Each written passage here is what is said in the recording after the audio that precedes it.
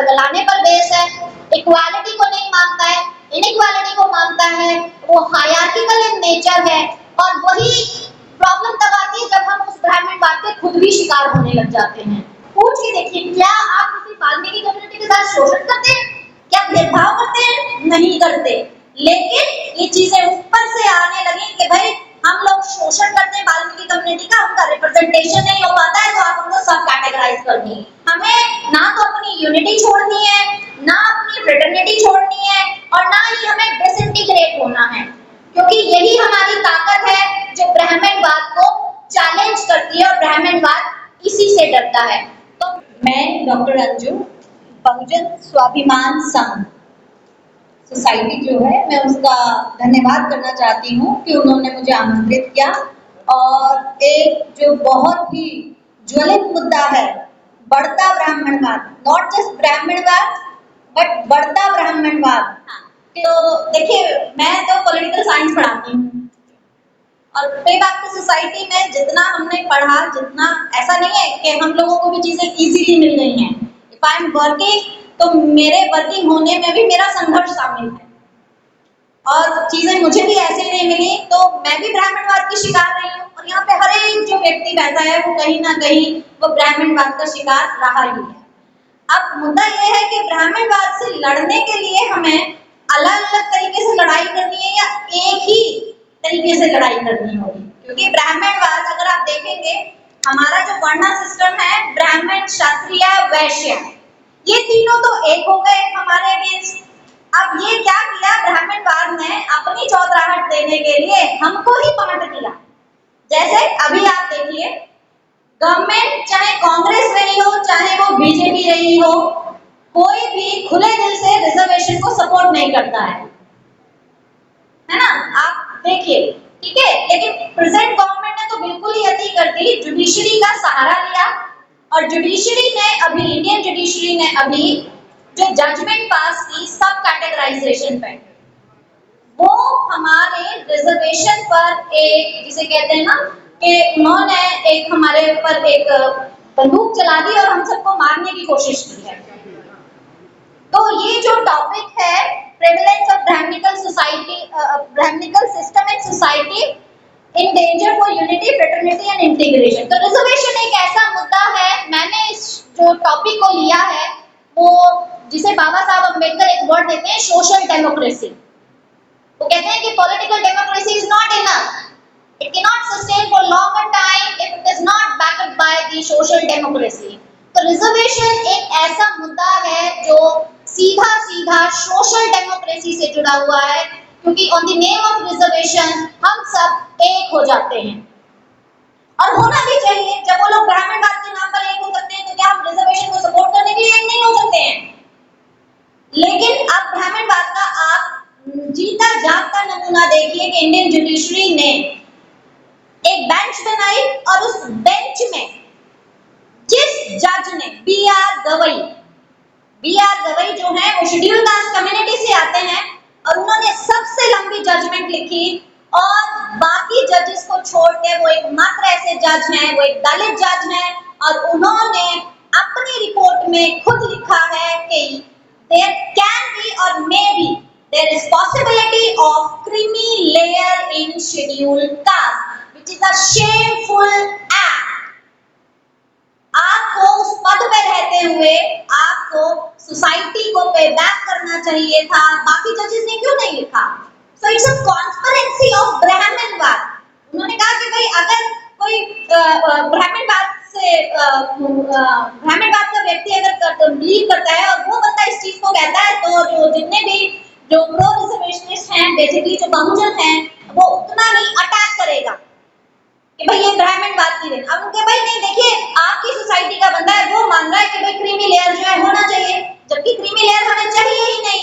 हमारे समाज से नहीं पूछा जाता है कि हमें रिजर्वेशन, हमारा सब कैटेगराइजेशन हो या ना हो, लेकिन वो अपने आप डिसाइड कर लेते हैं कि हमारे समाज में भी for the reservation, for the application of reservation there must be sub categorisation, जो बहुत ही गलत बात है, because it will in future it will weaken the social democracy, You may be politically free, but you may not remain socially free in the future. क्योंकि देखिए जब reservation खत्म होगा, मैं रिजर्वेशन की देन हूँ और मैं प्राउडली कहती हूँ कि मैं रिजर्वेशन लिया और मैं रिजर्वेशन से यहाँ तक आई हूँ। लेकिन आप ये देखिए, आप अपने बच्चों को अच्छा पढ़ा रहे हैं, अच्छा लिखा रहे हैं, प्राइवेट स्कूल में पढ़ा रहे हैं, बट इस चीज की क्या गारंटी है कि जो रिप्रेजेंटेशन आप अपने बच्चों के लिए चाहते हैं वो आपको फ्यूचरिस्ट गवर्नमेंट देंगी? क्योंकि रिजर्वेशन है तभी आपको रिप्रेजेंटेशन नहीं देती है। जब रिजर्वेशन नहीं होगा तो आप सोचिए आपको बिल्कुल ही नदारद कर जाएंगी। तो आप ये देखिए कि हमारे लिए reservation which is the pillar of social democracy which actually unite us, integrate us and जिसे कहते हैं फ्रेटर्निटी का एक धागा भी होता है हमें, तो रिजर्वेशन एक ऐसा मुद्दा है। हालांकि that was the day of Poona pact, हमने रिजर्वेशन नहीं मांगा था, हमने रिप्रेजेंटेशन मांगा था। चाहे कांग्रेस हो चाहे बीजेपी हो, इन्होंने हमें ग्रेजुअली रिजर्वेशन दिया है। कोई ऐसा नहीं है कि एक ही झटके में हमें रिजर्वेशन दे दिया। सबसे पहले इन्होंने हमें पॉलिटिकल रिजर्वेशन दिया, फिर इन्होंने हमें जॉब्स में रिजर्वेशन दिया, ठीक है, और फिर ये कहते हैं कि भाई जो रिजर्वेशन है देखिए आपको कॉन्स्टिट्यूशन से मिल रहा है और आपको इस तरीके से मिलेगा, टाइम टू टाइम अमेंडमेंट किया जाएगा और देखिए हम आपके बारे में सोच रहे हैं। तो ब्राह्मणवाद क्या सोचता है? ब्राह्मणवाद ये सोचता है that reservation is a poverty alleviation programme. वो मान के चलता है कि ब्राह्मणवाद के जो भी रिजर्वेशन कैटेगरी में आता है वो कहीं ना कहीं निर्धनता का शिकार होगा, उससे दूर करने के लिए हम एक वेलफेयर प्रोग्राम चलाते हैं and they consider reservation as a welfare programme, which is absolutely wrong. Reservation is not a poverty alleviation programme or no longer a welfare program. It's a matter of representation और representation आपका हमेशा group में आता है। तो जो सब categorisation करके जो ये हमें बांट रहे हैं, ब्राह्मणवाद की नींव क्या है? बांटना। फूट डालो, शासन करो, अपने तो एक रहेंगे लेकिन दूसरे को बांट दो। क्यों? क्योंकि उनको खतरा ही बहुजनों से है। वो इस चीज को समझ जा रहे हैं कि जैसे जैसे बहुजन पढ़ेगा लिखेगा वैसे वैसे ब्राह्मणवाद कमजोर होगा और वो उसको कमजोर करना नहीं चाहते हैं। तो उन लोगों में एक कंसेंसस है कि सोशल डेमोक्रेसी को बनाए रखने के लिए जो है आप ब्राह्मणवाद को तो फुलाओ लेकिन जो बहुजनवाद है उसको कमजोर कर दो। तो ये चालें जो हैं ब्राह्मणवाद की, ये हमें समझनी होगी। हमें ना तो अपनी यूनिटी छोड़नी है, ना अपनी फ्रेटर्निटी छोड़नी है और ना ही हमें डिसइंटीग्रेट होना है, क्योंकि यही हमारी ताकत है जो ब्राह्मणवाद को चैलेंज करती है और ब्राह्मणवाद इसी से डरता है। तो मुद्दा ये है, अगर हम सॉल्यूशन की बात करें तो सॉल्यूशन ये है कि हम रिजर्वेशन को एज ए रिप्रेजेंटेशन और ग्रुप रिप्रेजेंटेशन की बात करें कि भाई हमें एज ए हमें बांटे नहीं। आप कौन होते हैं हमें बांटने वाले? आपने ईडब्ल्यूएस लेकर आए, आपने कौन सा बांट के दिया? आप यूआर में जो इनफॉर्मल रिजर्वेशन है, आप देखिए कहते हैं यूआर सबके लिए ओपन है। जॉब्स में जो रिजर्वेशन है मैं उसकी बात कर रही हूँ, ठीक है, यूआर सबके लिए ओपन है। बट आप बताइए कि यूआर का आप कोई डेटा बनाए जिसमें ये बता दें कि कितना एससी एसटी ओबीसी आपने लिया है। आपके पास ऐसा कोई डेटा ही नहीं होगा। तो कहने का मतलब ये है कि हमें बरगलाते हैं, ब्राह्मणवाद बरगलाने पर बेस है, इक्वालिटी को नहीं मानता है, इनइक्वालिटी को मानता है, वो हायरार्किकल इन नेचर है। और वही प्रॉब्लम तब आती है जब हम उस ब्राह्मणवाद के खुद भी शिकार होने लग जाते हैं।